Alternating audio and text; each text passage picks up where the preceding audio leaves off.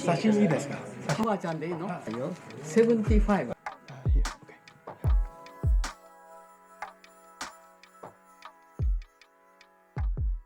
Hey guys, this is Anson.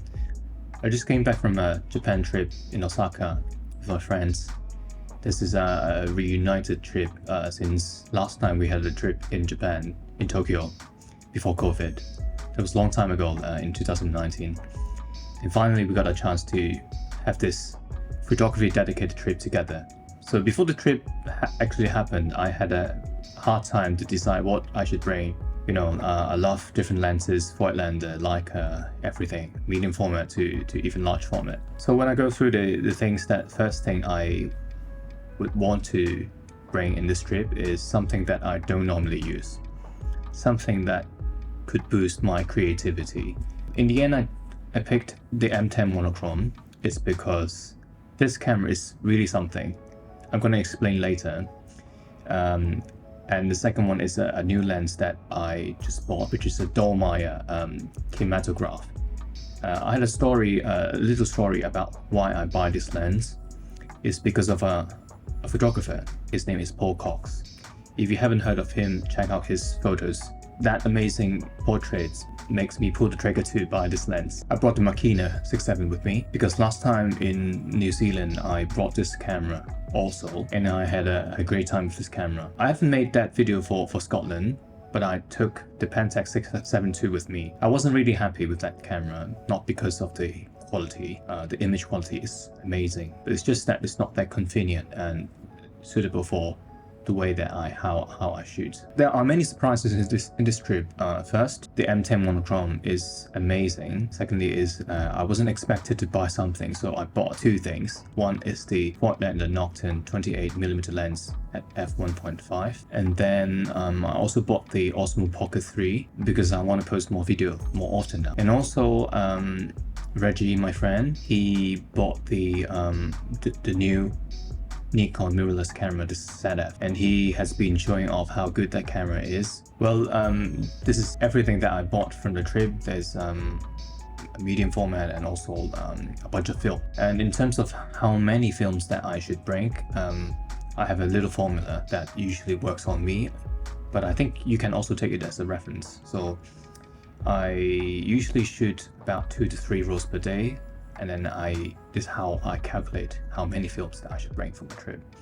And the occasion of the medium format cameras that I'm gonna use, like the Makina 6.7, let's say I'm gonna shoot 2 rolls per day or 3 rolls, then just time how many days do you have, think of which camera is your primary camera during that day. Because having more than one camera will mess up my mind and mess up your mind also. Think of whether I should take this in a medium format situations, or should I take this in a 135 camera, because both of them just look differently, right? Yeah, so usually during the day I'll just bring one camera with me, and the other one is usually in the hotel or in a backpack, so just in case. And also it comes to the walking distance, right? You know, in Japan we walk a lot, so if I need to carry a Makina 6.7 all the time, then it's quite tiring all the time. And if I get exhausted, then I'll just switch the camera to a Leica MP or the M10 Monochrom. And also it depends on the situation. Well, the first thing that I want to talk about is the M10 Monochrom. It's not something that I expected. A few years back then, my friend Reggie, he said, hey Anson, try the M9 Monochrom because it was the best monochrome camera at the time. And everyone loves that CCD sensor, how it looks like the film. For this M10 Monochrom, I bought it by surprise. I would say the camera is very sensitive to lights, which is different from M10P, a digital Leica camera, because usually how I think for the images is usually visualized in black and white rather than color. I'm not sure if you do the same, but for me, my visualization is always in black and white. What I look at is usually how lights affect the images and what's the shadow and the details to bring out the best essence of that photos. I would say M10 Monochrom is a great combination of my philosophy, and it just enhanced my photos in general. Another one is because of an award-winning photojournalist. I've been following him for quite some time. Check out his work. His work is absolutely amazing because it's crazy because he brings filmed cameras to the war zone in Ukraine. He brought the Hasselblad SWC, and he also brought the M10 Monochrom. He brought the Canon 0.95, not something tiny to be able to carry it around. He won't chase for that quality and image in a particular way, bring out the best in terms of the artistic sense as well. He recently got multiple awards, so I'm really happy for him. So I guess a lot of questions from my friend would be, so far you have used the M10 Monochrom, so how does it feel like compared with film? I don't think we should compare film and digital, honestly, because the technical aspect and the physical way of how both of them operate is different. But to me, the main comparison on using an M10 Monochrom is the philosophy behind. With film, we try to think in a way that you only have 36 frame plus. But with monochrome, you don't think too much about the settings. I just use auto ISO like Eddie does. He even taped a shutter dial in auto. So auto ISO, auto shutter speed, this is how I learned from him. What you do is just focus on the photographs and the scene. Focus on what you want to capture. I think Alan Schaller also does similar thing in terms of, using black and white to create different structural and guiding lines. I've learned a lot from his photographs too, and I think one of the shots I'm showing here is the reflection that I took in Osaka. So except the good things about the M10 Monochrom, I want to talk about the lens that I recently bought. I didn't plan to buy this lens, I was just intrigued to learn about how Dallmeyer lenses form. But one day I messaged him, say, hey Paul, are you using a Super 6 or kinematograph? Because I'm looking at this kinematograph 50mm 1.9 lens. He said, oh well, I actually use the kinematograph. I was like hitting jackpot. I told him that I want one. Later on I asked Photopia, and the boss kindly messaged me, said, hey, there's someone selling this lens, are you interested in it? At first I had doubt because this lens swirl a lot. It has a very different swirl bokeh. In fact, I think I made the right decision.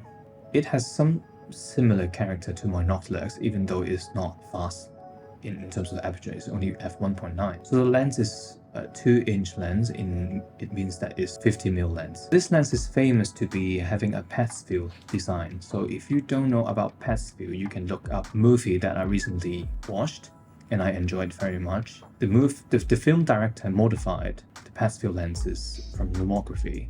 So I think this is just what I read online. They modified the lomography Petzval lenses and use it for cinematography. I always want a Petzval lens because what nice of a Petzval lens is because there's only some center sharpness and everything will be completely blurry, or I would say out of focus. Except the lomography, I don't think there are many options. The MS optics, there's one Petzval, but I don't think it looks like Petzval at all. Then it comes to this by accident. So this Petzval lens will give that center sharpness that I mentioned, and it is just absolutely amazing for taking any kind of portraits. But in terms of street photography, I think there's always a way to crack this lens. I think if you look at the images that I showed here, then let me know if you have ever tried using Petzval on the street photography. Then let me know what's the best other options or tips that I could maybe utilize in the future. And I think if you have read about me talk about the 28mm lenses, I'm not a 28 person. I know that Leica Q is an amazing camera, but to be honest, I'm more a 35mm person. But I bought the Nokton in Japan, the 28mm Nokton, because it's so compact, it's cheap, it's a lot cheaper to buy it in Japan. It has the fast shutter aperture at f1.5, so everything adds together. You want to try this lens and is curious about what this lens could offer you. Well, I didn't take a lot of photographs. I think I only shoot 2 or 3 rolls with this lens, mainly in Kyoto, because I finally found it in one of the camera stores in Osaka, and I decided to use that in Kyoto. My initial impression is that the image is very sharp at wide open at 1.5 compared with my Summilux 28. The image is more crisp at wide open, so it has that modern definition in terms of photo quality, and it has less vignetting. So overall, it's an amazing lens. Well, other than this 28mm lens, I could buy it cheaper in Japan. I also brought the Voigtlander Nokton 35mm 1.5 lens. So why this lens? Hey Anson, you have some friend would know that I have the Summilux 8-element, and you have also other lenses like the still rim. So why would you pick this Nokton? It's mainly because I still haven't fully utilized this lens, this Nokton. I've been always attracted by the beautiful look of that hood. It's because I saw this hood and I decided to sell it online as well. It makes me want to use it more often. It's not that sharp, to be honest. It's somewhere between the modern Leica and vintage Leica. And also I brought the Summilux 24mm lens. I want to skip the 28mm when I bring it because in my mind, I think I'll buy it in Osaka somewhere. And the 24mm, I shot it on a rainy day, and I think I need to get really close to the subjects to get that perspective. And it's very interesting and also challenging me getting really close to Japanese on the streets. So I think after all, I think I had a really wonderful time using my Leica MP and shooting film in Osaka, Kyoto, all these areas. And I think one thing that I'm always curious to try out different combinations. Previously, I mentioned the Dallmeyer lens. It has a low contrast without any coating. It's a pre-war, and I pair this lens with a higher contrast film, which is the Harman Photo Phoenix 200 film. I shot this film at 200 ISO speed. I have to be really careful because this lens just swells a lot and it's not that street photography friendly. At one point of time, I saw this nice triangle, and I thought about Van Ho, one of the famous photographers in Hong Kong. He shot that famous triangle actually in my high school, which no longer be able to be replicated. But I saw this triangle and I asked Kevin, hey, just go there and I want to take a picture of you. And this is how I got this image. I just love how this film performs. It could be quirky somehow because it's warm in general, but if you know how to use this film to do something not that ordinary, then you'll get some nice photographs. Well, it comes to the last section. So why Makina 6.7? Well, I mentioned that New Zealand trip is sentimental, of course, but there's something that makes me want to use the Makina more than the other medium format camera that I have, like the Reflx 2.8f and also the Pentax 6.7 II. So in terms of weight, Makina 6.7 is not light, it's quite heavy. But the main reason is I find personally I love using a 6x7 format than the square format. I know that Vivian Meyer, she has an amazing archive on using the Reflx, but however, I find it difficult to compose in square format. I tried to mimic, but however, it's just somehow doesn't work. But 6.7, this format is more, I would say, easier for me, and I find it more interesting. Especially Makina is a rangefinder camera that is different from a Reflx, because Reflx, when you look at the viewfinder, even though it's more convenient when you go out, people won't notice you are taking photographs. In Hong Kong, in general, when you look at the viewfinder, the image will be flipped because of the prism. But in terms of the Makina 6.7, you can actually view that viewfinder like the Leica. There's a frame line inside, then once you frame that, you focus, you get the image. How I find it more convenient in terms of street photography and portrait.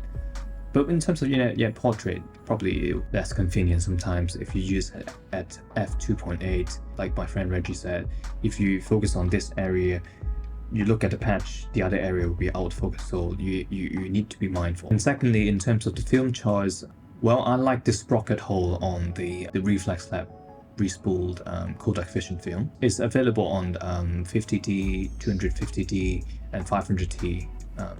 If you don't know about what are the results on this film, You can check out my website. So I have some film reviews about these film types. So these are the Kodak Vision 3 color negative films to be processed in ECN2. So why I'm not picking a Portrait 400 or Portrait 160, although I brought maybe 2 rolls of Portrait 400, I think mainly it's because of the cost, and also secondly, I like the tone on these Vision 3 films. And also the 250D and 500T is quite versatile because if you shoot a medium format camera, the maximum, the widest aperture is only at f2.8, so I need to be careful on setting my safety shutter speed. And I think 500T at ISO 500 in general during the day or even at night is fine for me. So in this trip there are a few photo spots that I really enjoy.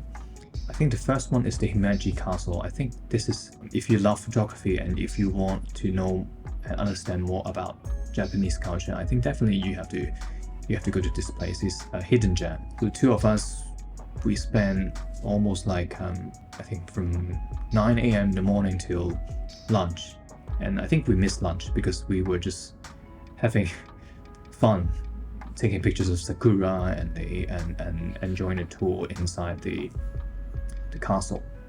The craftsmanship is amazing because if you check out the castle inside, because it's just too crowded, I didn't take many footage, you can actually feel how many people walk past this wooden floor on the features.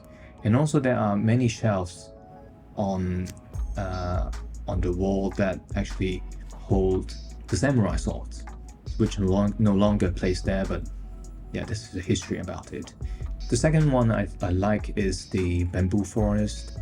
I like it because I think I enjoy how the wind blow through the bamboo forest leaves. But what I don't enjoy is, I don't think that it is that photogenic, to be honest. It's a nice place to go, but we took the train at 5 a.m. Yeah, in general, it's an enjoyable walk. I didn't really take much pictures. I only take 3 frames, so this is what you see right here. The last one that I like is the Kinkakuji Temple. It's the Golden Temple in Kyoto area. Last time I went to Kyoto, I didn't visit this place, but this time I finally made it. Just a touch of sunlight, the light, and it reflects onto the Golden Temples. That wavy reflection is something that I'll remember always in my mind. Well, that's it. If you made it this far, then nice one. Thank you so much for watching, and I'll see you next time.